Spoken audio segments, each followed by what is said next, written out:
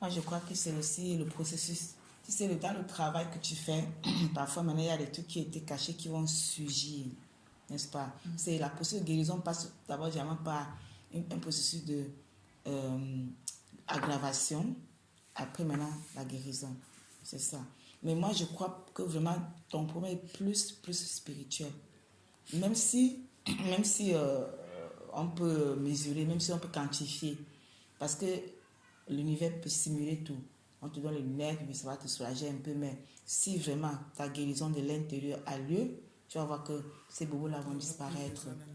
Oui, voilà. Donc, et ce que moi je vais toujours insister là-dessus, c'est que c'est un travail intérieur que tu dois faire.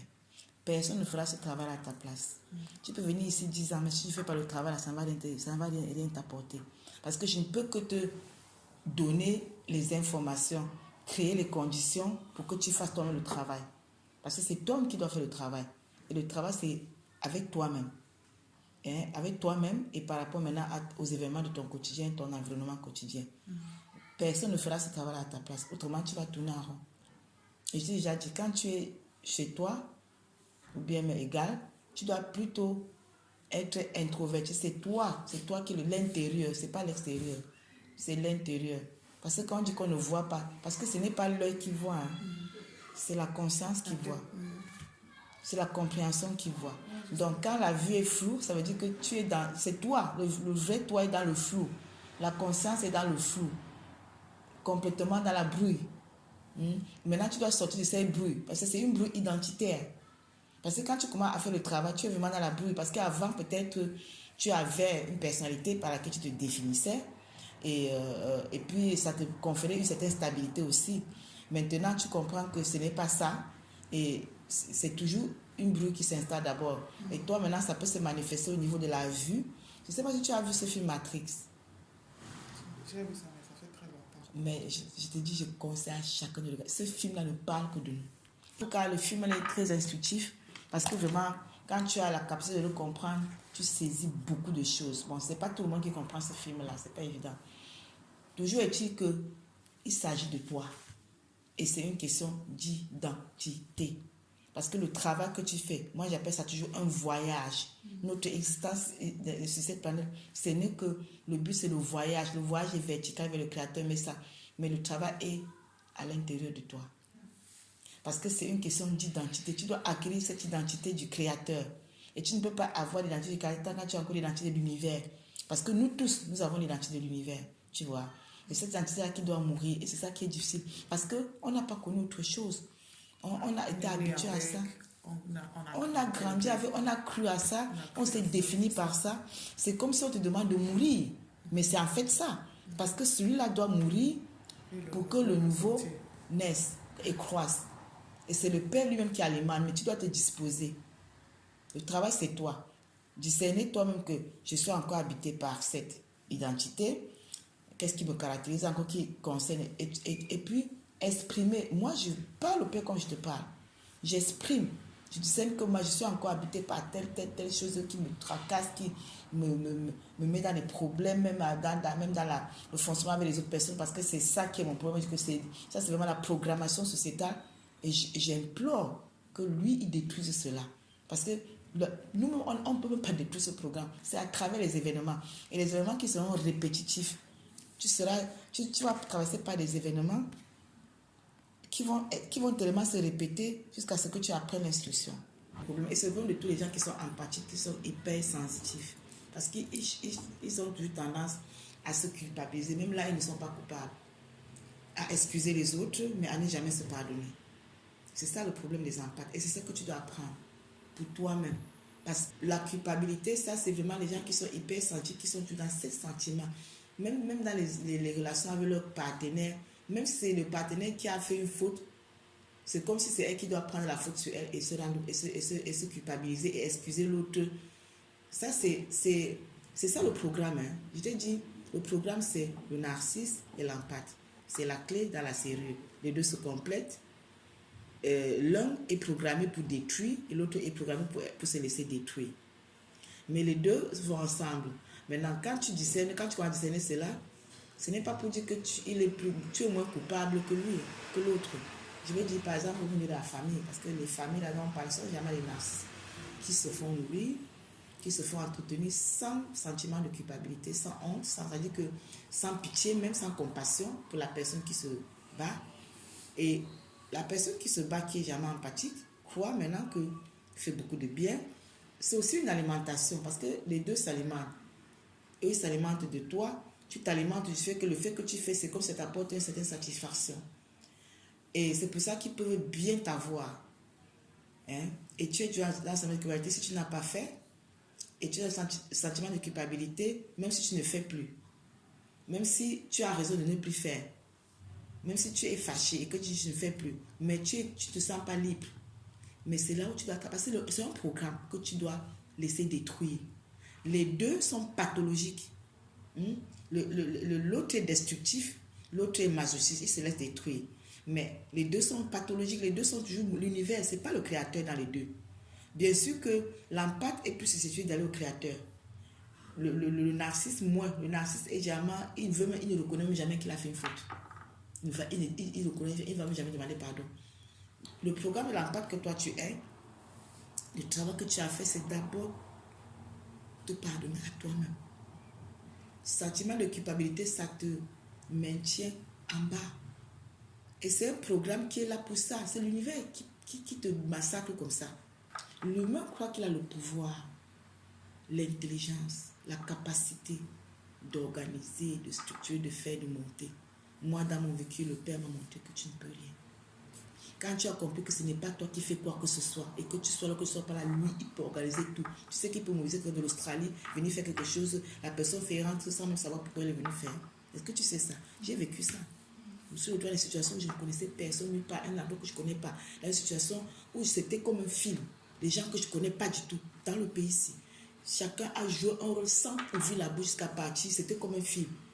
Je rentre à la maison, je me dis, je sais, mais le Père organise. Donc, c'est parce que nous croyons que c'est nous qui sommes, on peut, on doit, on peut. Et puis on croit qu'en faisant ça, maintenant, on est... Non. Le Père ne veut même pas qu'on prenne sa place. Toi, tout ce que tu as comme travail, c'est de te disposer pour que lui, il se bâtisse en toi. Et accepter que tu ne peux pas tout faire. Et accepter que tu n'es pas coupable pour tel quoi que ce soit. Déjà que dans la sphère créatrice, la culpabilité n'existe pas parce que tout est uniquement instruction. Si j'ai mal fait quelque chose, ok, gentille instruction. Si devant un événement, je me suis comporté pas comme il le fallait, gentille instruction, mais ça me renseigne sur l'identité qui m'habite actuellement. Et ça me donne de comprendre que, ok, voici ce qui émane encore de moi, qui suis produit de l'univers, et c'est ça qui doit disparaître. Ça veut dire que tu tires uniquement instruction, mais tu ne te culpabilises pas. Tu vois? C'est ça. Donc, si tu ne peux pas sortir la culpabilité, ma soeur, tu vas tourner en rond. Parce que la culpabilité, c'est toujours la personne qui croit qu'il devait faire quelque chose de nettement mieux. Donc, c'est les gens qui sont dans la perfection, qui aiment la perfection. Ça n'a pas été parfait comme lui, il se l'imagine, alors il se sent coupable. Mais ça, c'est aussi une certaine forme d'arrogance. Hein. Tu vois, on ne se rend pas compte. Parce qu'on se croit parfait et on veut exprimer une perfection qui n'est qu'une illusion. L'unique perfection, c'est le Père. L'humain n'est pas parfait. Il ne peut jamais être parfait. Jamais. La perfection, c'est parce que le Père, tout ce que on fait ici, sur cette existence, ce n'est pas de s'occuper de l'horizontalité, de nos familles, nos frères, nos soeurs.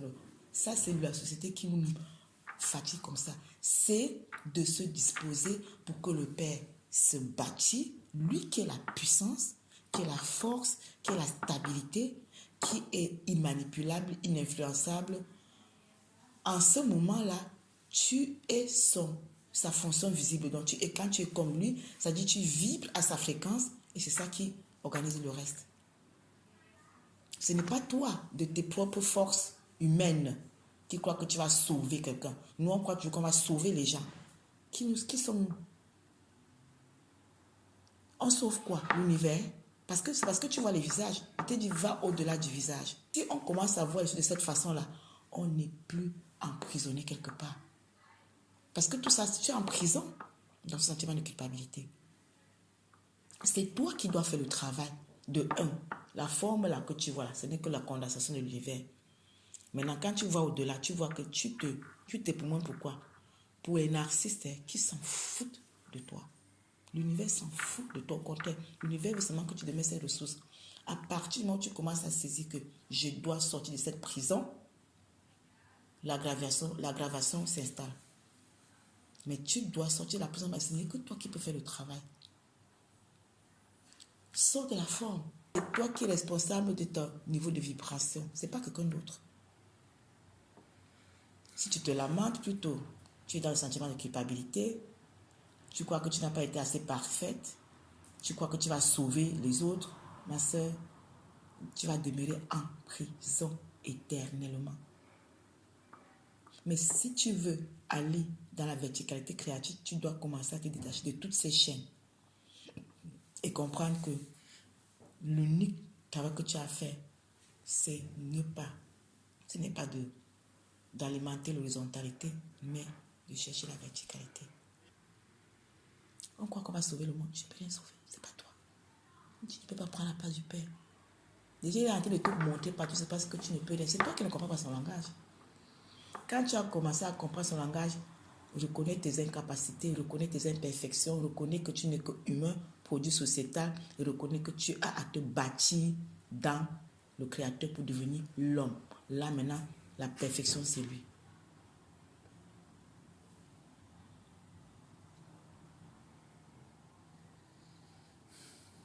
Autrement, tu vas demeurer dans la prison. Quand tu as une culpabilité avec les gens qui s'en foutent de toi, tu veux sauver. Qui veut te sauver?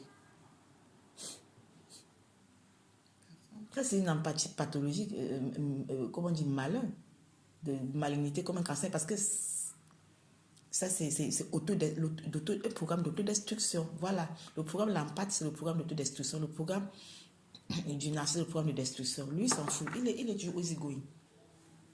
Il est toujours easygoing, parce que si tu n'es pas allé chercher l'autre, il s'en fout. Toi, tu n'es que ressource. Tu n'es que l'objet. Si tu pouvais saisir que pour le reste, tu n'es qu'un objet, et que tu décides que je ne veux plus être objet, c'est que tu commences comme par là.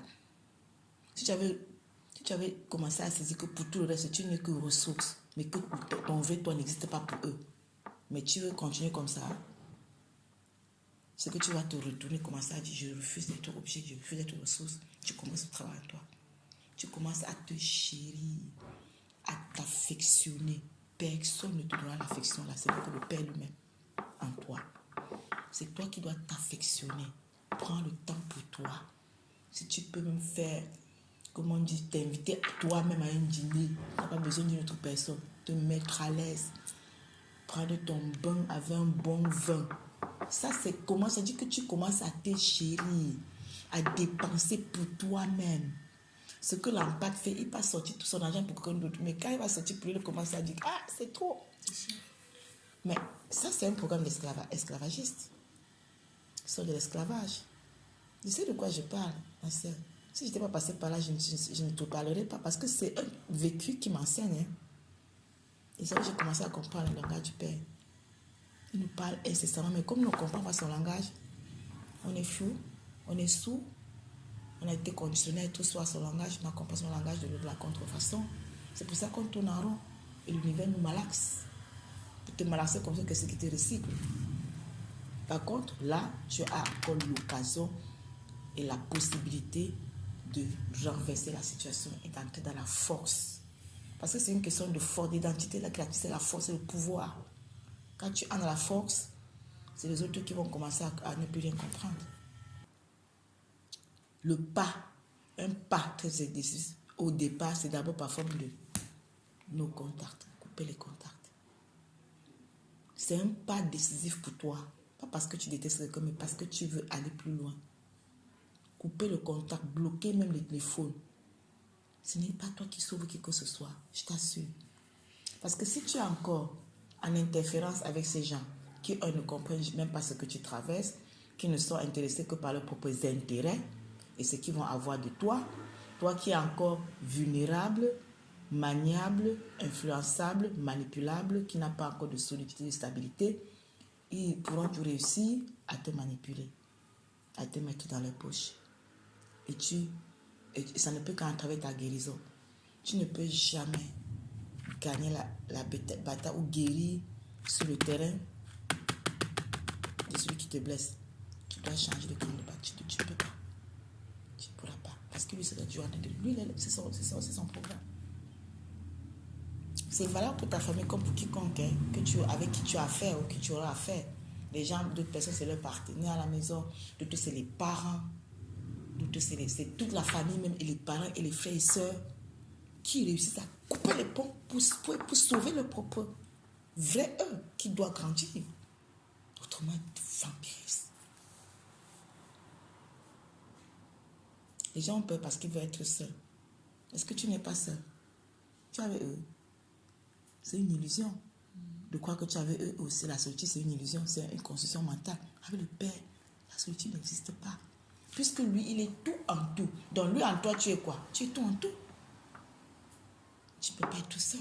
C'est parce qu'on est hors de lui qu'on a ce sentiment qui n'est qu'une illusion, c'est une simulation. Maintenant, croyant que tu as, en restant quand même connecté à eux, tu n'es pas seul, mais tu es toujours seul. Puisque Zovizo, ils s'en foutent. Est-ce qu'ils ont une compassion pour toi? Est-ce que tu peux avoir un problème sérieux? Tu comptes sur eux, même seulement pour dire ouais, est-ce que tu peux? Peut-être une personne parmi eux, mais rare. Est-ce que quelqu'un va se lever pour courir pour toi comme tu as couru pour eux? Mais moi, je connais comment ces programmes fonctionnent. Je n'ai pas besoin du visage pour ça. C'est des programmes. Et là, derrière, c'est la même identité. C'est l'univers qui s'exprime au pluriel. Et si tu continues à t'occuper à l'extérieur de toi, l'intérieur ne pourra que se vider. Et tant que tu coupes à l'extérieur et que tu retournes faire ton travail, mais il faut même couper tout. Parce que ça ne peut qu'entrer la double identité, tu continues à t'occuper à l'extérieur de toi.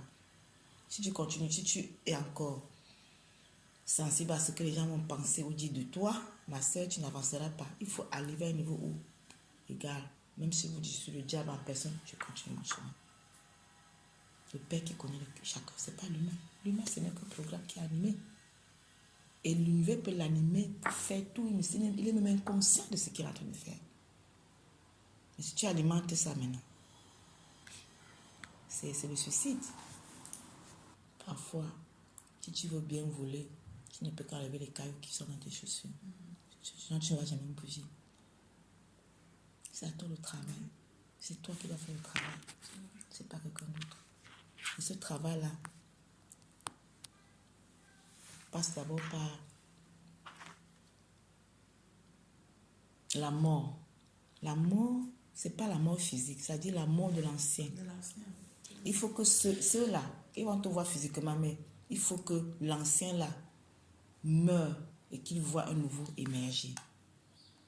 Ceux qui ne voudront pas être avec toi ne sauront pas que ce n'est plus l'ancien, parce qu'ils sont dans la forme.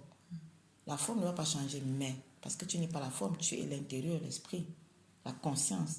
C'est ça qui doit muter. Tu ne peux pas vivre sans d'abord mourir. La graine qu'on sème meurt d'abord avant de germer. Et c'est ça, nous sommes des germes. Le germe créateur, nous sommes le vase qui reçoit le germe, qui doit être alimenté. L'alimentation, ce n'est que lui qui alimente. Tu ne peux pas être le germe créateur n'est pas alimenté par les activismes extérieurs dans l'horizontalité. Au contraire, ça étouffe. Ce n'est que lui qui alimente son germe. Et généralement, si tu te concentres avec toi et lui, là, il t'alimente. Tu vas à lui. Passe ton temps plus avec lui. Tu lui parles. Tu exposes ce qui passe par connaissance. Tu exposes, tu implores sa présence, tu implores sa puissance, sa force. Pour t'élever dans sa fréquence.